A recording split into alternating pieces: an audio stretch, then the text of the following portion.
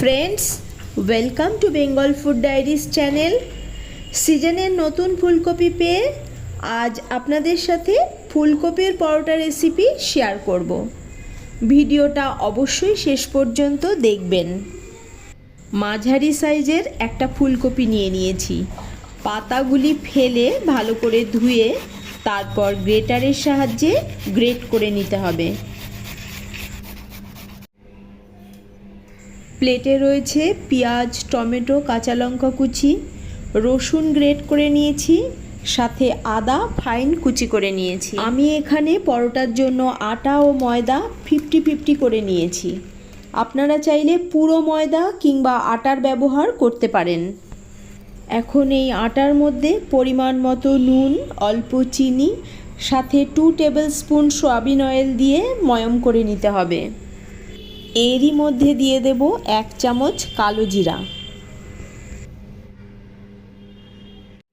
এখন অল্প অল্প জল দিয়ে মাখিয়ে নিয়ে ডোটা রেডি করে নিতে হবে।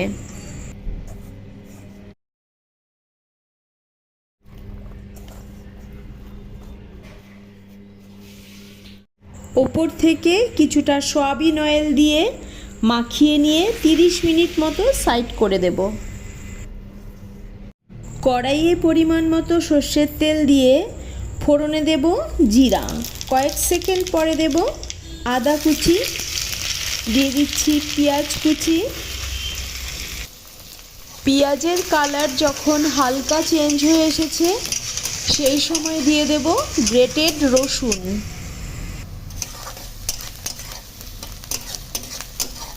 এখন দিতে হবে গ্রেটেড ফুলকপি।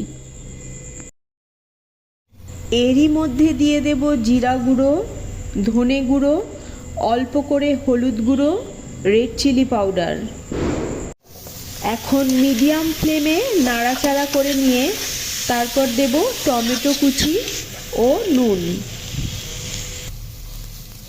আবারও নাড়াচাড়া করে নিয়ে কুক করে নিতে হবে।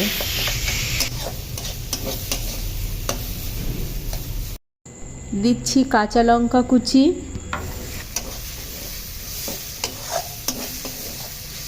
হোমমেড গরম মশলা গুঁড়ো দিয়ে দিলাম,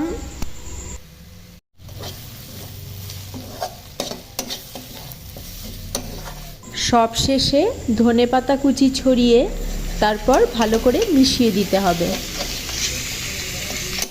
পরোটার জন্য পুরটা আমার অলমোস্ট রেডি। একটা বোলে পুরটা ঢেলে নিচ্ছি।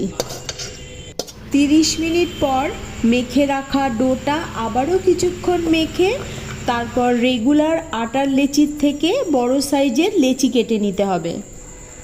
একটা লেচি নিয়ে বাটির শেপ দিয়ে কিভাবে পুরটা ফিল করছি সেটাই এখন দেখিয়ে দেব।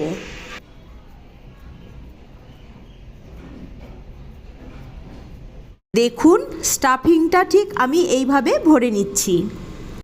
যাতে করে স্টাফিংটা না বেরিয়ে যায় তার জন্য সাইডগুলো সুন্দর করে মুড়ে দিতে হবে।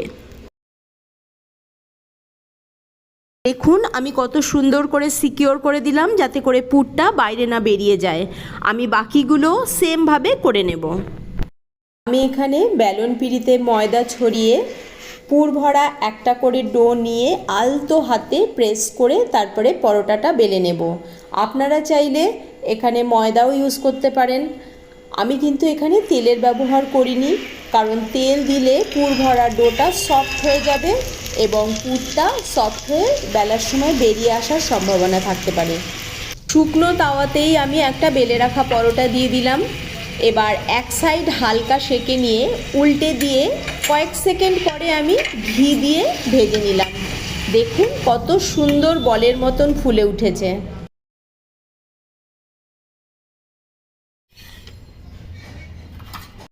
একইভাবে বাকিগুলো আমি এইভাবে ভেজে নেব।